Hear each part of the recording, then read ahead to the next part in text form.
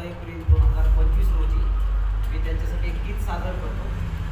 हे तुम्ही ऐकावे. यात माझ्या आवाजावर जाऊ नका, फक्त शब्दावर.